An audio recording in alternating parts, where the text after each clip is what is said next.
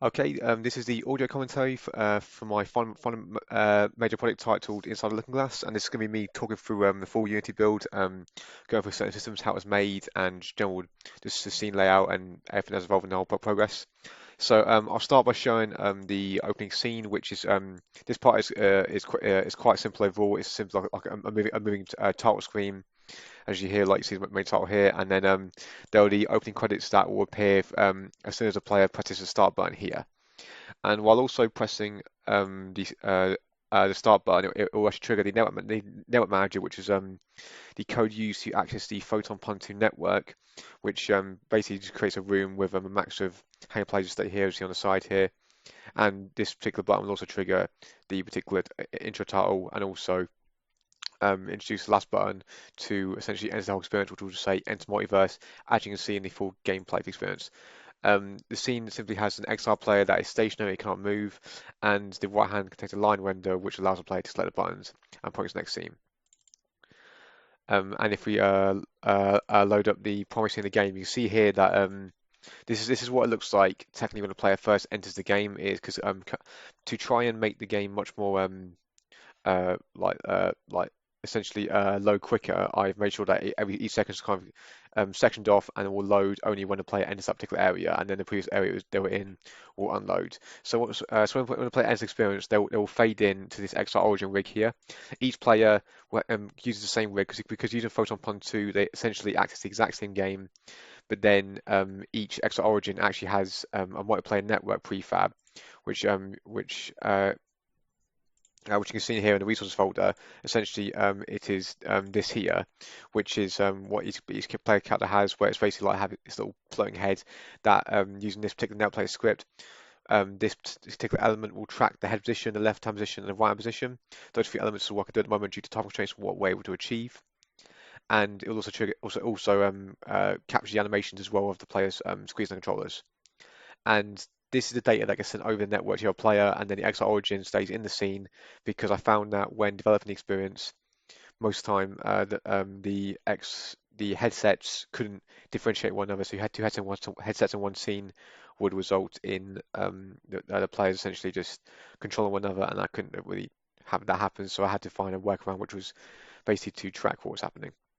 And so if I go back to the main scene, yeah, so players will start in this opening tutorial. This area actually is a kind of tutorial where each player will spawn in its exact position here. There was some of the rule that there was instructions to simply get on the basic controls. The game is quite simple in nature and will only really use the walking, turning, grab and release, and selecting certain items in the area. You'll also see certain instructions which says to wait for the second player and then decide who's playing on player two. And once decided, one of the players then walk through either player one door or player two door. They will then be teleported to the starting area of the experience. And as an added element, orange and green were used to differentiate each environment a lot more because each environment kind of has these colors dotted out, just a social differentiation in the environments. And so once a player goes through those doors, it will then load the environment up. For the purpose of this, I'll load up all the environments in one go to show the full path when normally it would load in, load out certain areas of it only when triggered on certain points. So as you can see here, this is the full map of the experience, which is laid out in this way with each player's linear paths displayed like this, and it looks quite complicated, but when a player goes through it in the gameplay video, which you'll see in the submission folder, you'll see that it looks very linear to them, but on the outside it's rather complicated in certain areas. So if we show the inside the hotel lobby, I'll start in this area. And this is quite simple in nature. Most of it is static with just simple decorations. This element here is animated to have like a moving effect of like the shader showing the sky, because the whole skybox is actually an animated kind of marble effect, as you can see here, moving slightly in the animation now. To give the effect of like they're inside the glassed area and this is the multiverse crashing around them, and then this area is the only place that is being affected, and so on, like in the story script. And as you see also earlier, the orange and the green has been used to differentiate the two players. The one area in this particular one aspect of this particular area they can see each other is through this sort of faded mirage here, whereas on these opposite sides there was a camera pointed directly at the player so they can see themselves in the scene. And these blocks move the animators around and so on.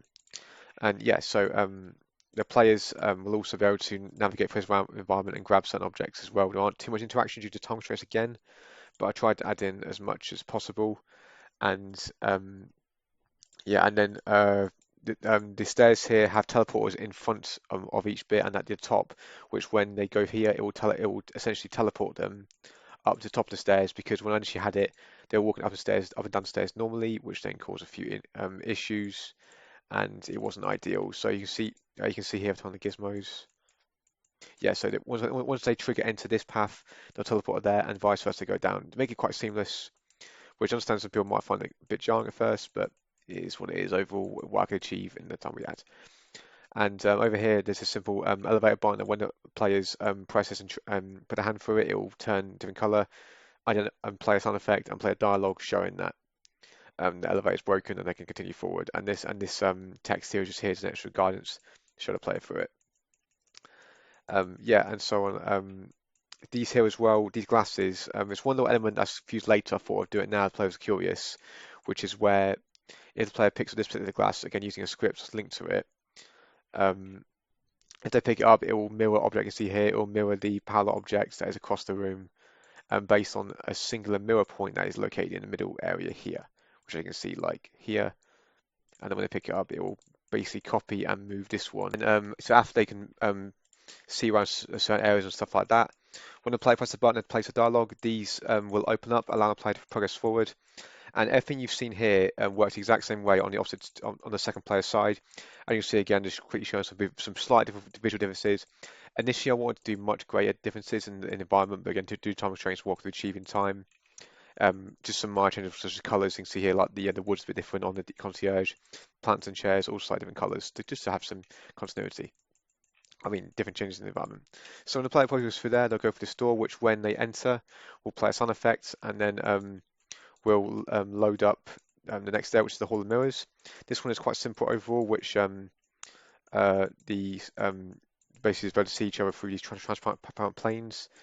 We can see each other on either side, and when the players go through, they can pull these levers, which simple have like have a labeled box collider, and it says like tag layer player 1. So when they pull it down, it will hit a collider that's placed here, and then open the door and have the synchronization using counter, which will allow them to progress forward into the next part of the experience. I'll explain how player 2 path works later. So once they're both done that, they'll then go through here, which is a little intermission area, and then move forward again through to the alleyway. The alleyway is done quite differently. I mean, quite the most unique part of the experience because it is actually done from a top-down perspective rather than just horizontal, using vertical perspectives. And the way this was achieved was the actual XR rig has a lot of functions that are turned off, that triggered during certain parts of the experience. So as you can see on the right-hand side, there is a reverse gravity script, which essentially, yeah, like Mike says, it just isolates the gravity and changes it for that one particular object it's attached to, and using them like this, like just changing the force to -40, so and it ends up pulling up the player in the opposite direction, which works quite well using based on the capsule's rigid body. And on top of that, when the player crosses a certain collider through to a certain area to be put in the upside down way, it will then rotate put the rotation at like -180, which then flips them down completely, allow them to see themselves upside down in that perspective, no problem, and they see each other through either side in these puddles. There's been some issues with the puddles actually, because using them.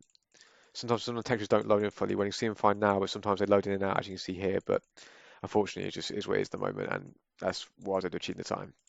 And these boxes is now part of the gameplay experience, which also have the attached, as I mentioned earlier, of the glasses mirroring each other, where it's got an object that's the main point, the secondary object that's the mirrored object, see below here, this object, and then the mirror point, which is in between both. So when they pick it, when this moves up, it will then copy and do exact exact mirrored of what that object's doing, and get the players can interact with the objects on their side that are solid like these three. However, the clear ones they cannot interact with, and they're only manipulated by the mirrored object on the other side. And when the players see each other and help each other find the key which is inside one of these objects, they can place the key into this gate door here, and it will then open up cause animation, open the door, and they can progress through further and continue. And then once the players get to a certain point, they'll hit a collider here, and then this door will open, make a sound effect to trigger where they're going, and they'll go through here and then find the elevator. As you can see here, the players are instructed to try and enter the elevator at the same time because, again, with a photon network, there's been some limitations and some problems with trying to get the things to sync online. So using some sort of tricks and ways around it, trying to make sure that the players can do it in their own way as well. To align the other player, but also some tricks to make sure that their own game works fully without even the connection is unstable. So when the players enter here, they'll trigger a collider, trigger some dialogue, play an animation of the lights we'll see in the gameplay capture, will go up and down here. and then I'll start flicking and they're encouraged to go through here. And then these fuse boxes on either side are both mirrored.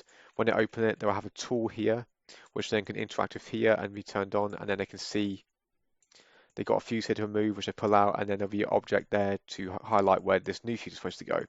You can see here as well that there was some faded objects on top of these, such as these, which actually will copy what the opposite players want to do. And I mean, more on this side, they give a sort of feeling of like um, seeing the other player in your own eyes, what they're doing as well. So give a big guidance, maybe trying to possibly compete or trying to be as speedy as they are in some way. And yeah, that's simply it. And once I place a fuse in here, it will trigger the last event, which will be some extra dialogue and some music changes. And then over time, the doors will open using some animation that opens such as this, and they'll be encouraged to again go forward.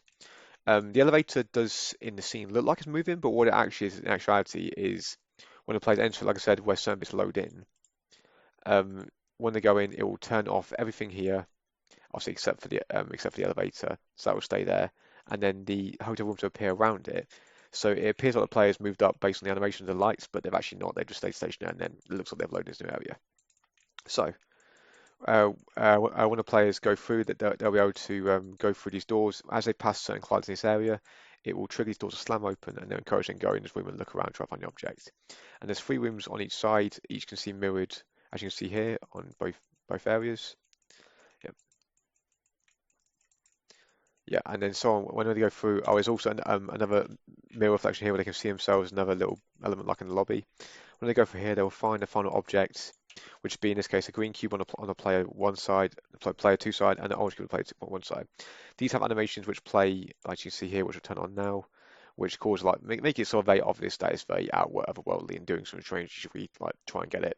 And the dialogue will also tell you to try and interact with it and grab it as well. So when you touch it, it will then load and end the game, and then load up the closing menu scene, which I'll show later.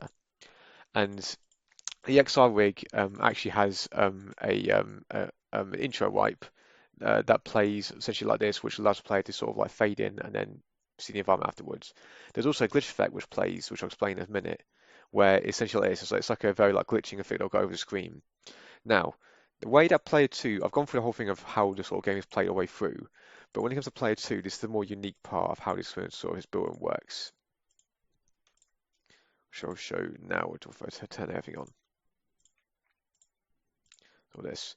So these ones are simple. Any area where it's a horizontal or horizontal reflection, you know, in the terms of having a story, like elevator, this is simple to achieve this because you see here. So player two goes through here, and you see they have a function on their side as well. But when you take a look at it, the main actual gameplay takes place off to the side. So to achieve this, there are colliders in place, which I've labelled in this build as switches.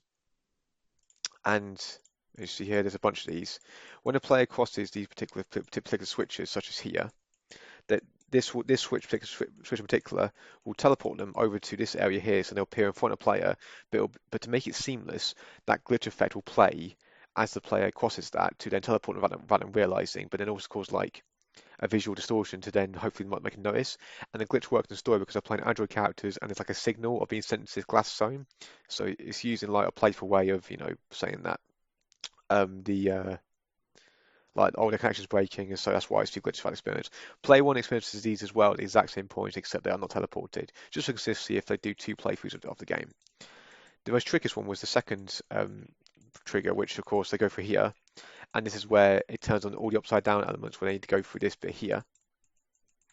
Where we teleport into this room, they will gravity switch and they reverse upside down, and then they can progress the experience like normal. However, one problem is that the controls inverted for continuous move provider, and there's not really an easy way to fix this that I could find anyway. So unfortunately, when experiencing, I have to explain to people that that particular part it's not game breaking; it's just more annoying that your controls are mirrored or not mirrored, inverted. This particular bit for just for player two. So you could argue it's a story element of like maybe some glitches again, having the way Android character where he's moving wrong. But in the time I had, I couldn't really incorporate it in. But I can add that as a later additional thing if I really wanted to continue this method more. I couldn't find a solution to it. But it does look seamless when a player goes through. They can see that they're the right way up in their eyes and see the other player reflected below them, which is what I want to achieve. And whilst not perfect, it does work quite well. And yeah, again, and then once they pass through all that, they go for a switcher again, the first switcher, which is on this side over here, and they'll teleport to the opposite side of the elevator once again with the glitch effect. And they'll continue through it as they would normally. And that's actually how the Palm experience was built, actually. It's quite simple in nature with a lot of few complicated or clunky bits, and interactions were made sure to each contain what's called a photon pun view or a transform view, which basically sends that data of anything moving or anything being changed over the network so that the other player can see it. Yeah, which is quite tricky using this free software, but I'm happy with what I was able to achieve in the time we had. So, like I said as well, when the player touches these two cubes, it will then load in the final aspect of the game, and which I'll load in here. And then this is quite simple to the uh, the opening menu, which is simply to enter the scene, and then some credits text will play, and some music will change as well. And yeah, it will play for the whole thing, show you created by voices and a little message, and then the experience will end, and then load back into start the scene again, allowing the player to continue playing forward. And yes, overall, this is the whole sort of talk through of the whole experience. I hope this was everything that explains it, covers it fully, and it was obviously interesting to hear about as well. And yeah, thank you.